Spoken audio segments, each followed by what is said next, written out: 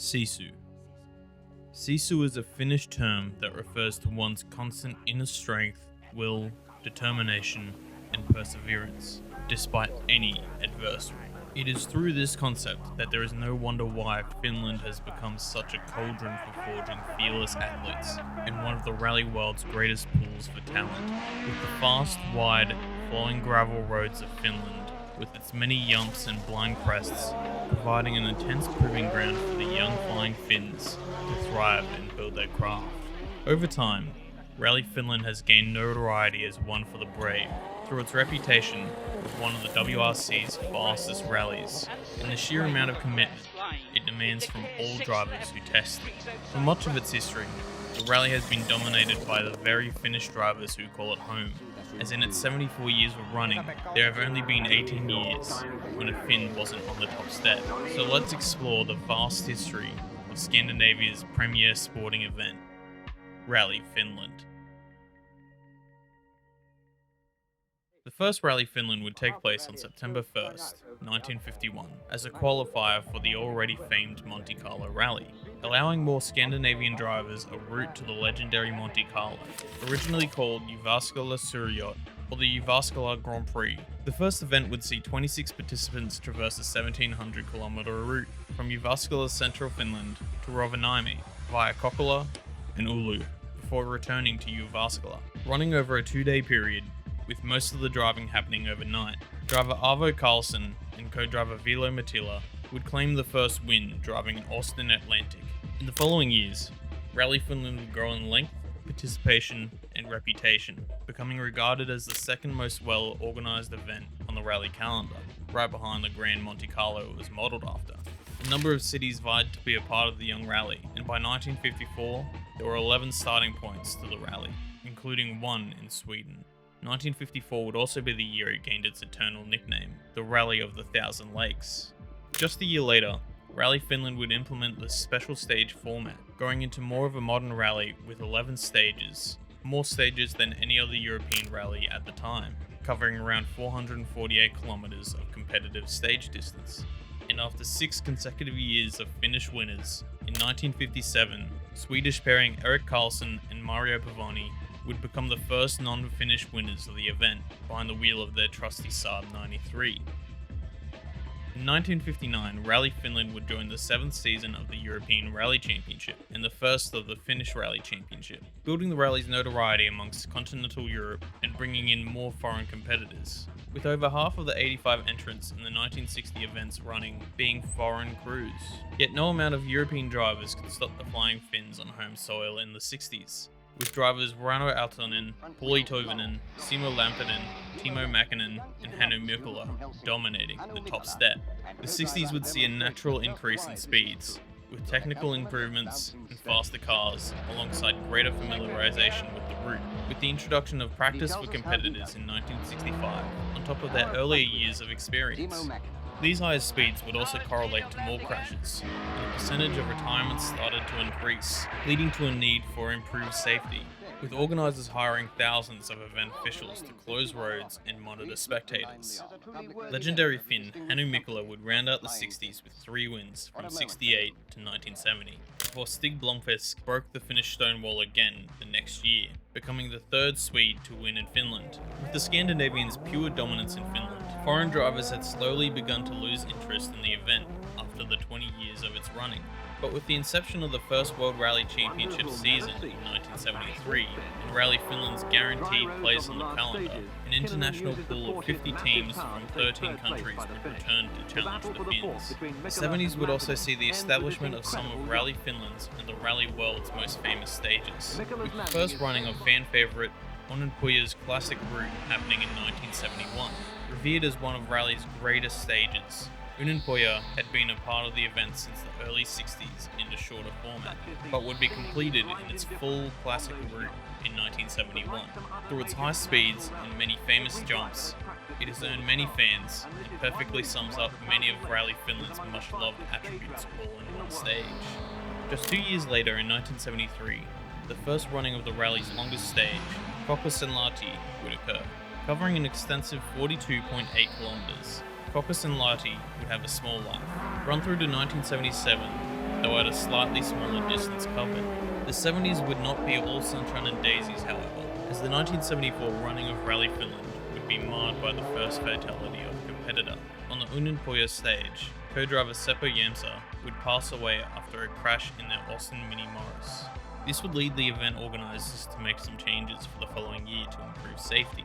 Most notably, the event officials cracked down on unofficial pre-event practice by keeping the event's route a secret, limiting all testing and reconnaissance to the event's allocated timings. The 70s would again continue to be dominated by the Finns.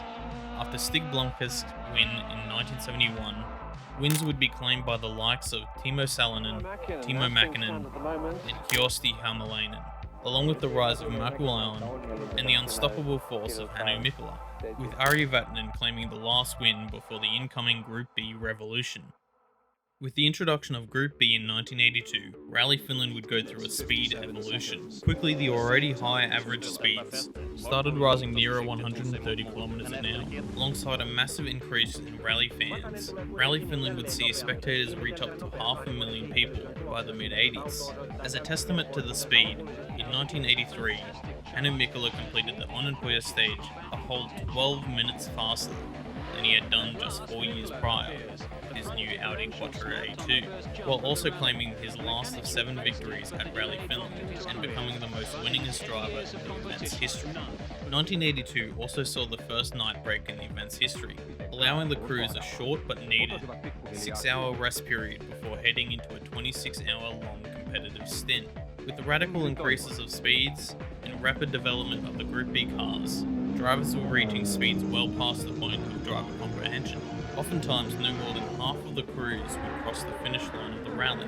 The rally organisers were already worried about the increasing speeds in the 60s and 70s, but with the Group B revolution, they would see a major uptick in dangerous crashes and fatalities during the rally, not only among driving crews, but also among the spectators and marshals of the event.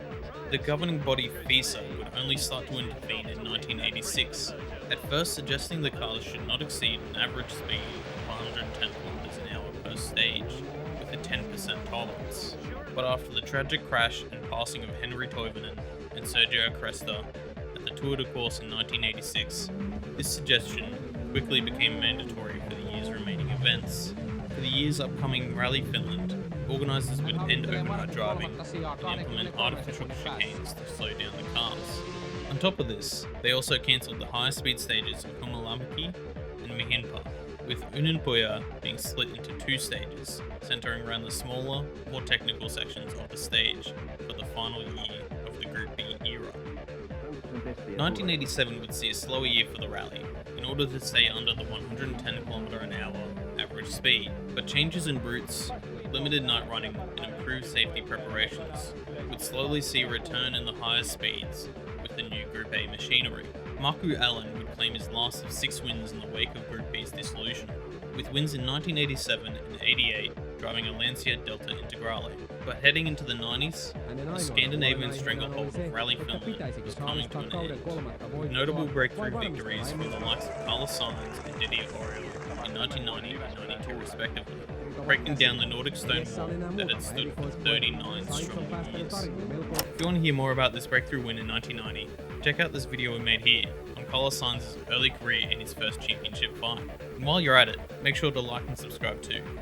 In 1993, the Rally Finland organisers would come up with the concept of a super special stage, a more spectator-oriented stage that is typically shorter and centred around crowd accessibility and amusement. The Hemo ski slope stage in Jämsä was selected to run this experimental stage, and the new super special stage format gained a vast amount of love among the spectators right away, offering a great view of the action. With the introduction of service parks in 1996, the rally would be tightened up around the Jyväskylä, spreading the stages across 3 days, with a super special stage on Friday and 2 shorter rally days over the weekend, akin to the rally format we have in the present day. The 90s would also see notable wins from Finnish legends Juha Kekkonen and Tommi Mäkinen, who dominated the rest of the 90s, with 7 wins between them, before a new generation of Finns made their presence known over the next millennium. Marcus Gronholm would continue the Finnish domination with 3 more wins driving a Peugeot 206, until he was interrupted by Marco Martin in 2003. Marco Martin's win would mark the first year that not a single Finn stood on the podium, with Petter Solberg and Richard Burns rounding out the top three. Marcus would go on to win 4 more times in a row after 2003, the new Peugeot 307 and Ford Focus, matching Hanno Mikkola's record achievement of 7 wins in 2007 before announcing his retirement. The new century would also bring more changes in the location, range and layout of the rally, with the rally extending further south to Lahti and shortened from 3 to just 2 days, bringing the competitive distance from 400 kilometers in the year 2000 to a low of 300 kilometers in 2012. For the rest of its history, Rally Finland's competitive distance would vary between 280 to 360 kilometers. Wins by Sebastian Loeb, Mikko Hirvonen and Jari-Matti Latvala would seal out the 2000s, while Loeb quickly became the first non-Scandi driver to win Rally Finland multiple times, with 2 more wins in 2011 and 12.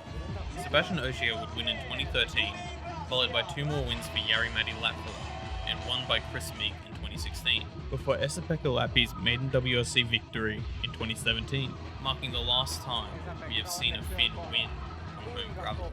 Since then, Rally Finland has been won by Oitanek 3 times and Elvin Evans twice, with a small gap for COVID. The 2024 running of Rally Finland would see the first use of a virtual chicane in the WRC, placed on the fan favourite Onnenpuja stage to limit the top speeds and allow for the running of the original 33km version of Onnenpuja, while keeping up with the safety requirements of one day. Sebastian Ogier would go on to take his second Rally Finland win that year, after a crash from the leading Kalle Rovanperä on the final leg, bringing us to the present day. Who do you think will claim the glory this year? Will the Finns come back to reclaim the victory on home turf? Will Kalle Rovanperä conquer his home rally's curse? Will the previous winner come back to reclaim the trophy? Or will there be a new face atop the podium of Rally Finland?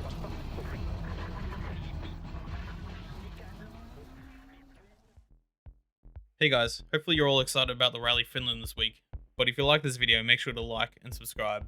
And if you want to see more of my content, I've got a full channel of videos here, but I've also just launched my second channel. This will be a place for me to be a bit more low-key and just talk about opinions, maybe some gaming, live streams, or really anything else that really doesn't fit on this channel in the future. So go check that out too. Alright, see you next time.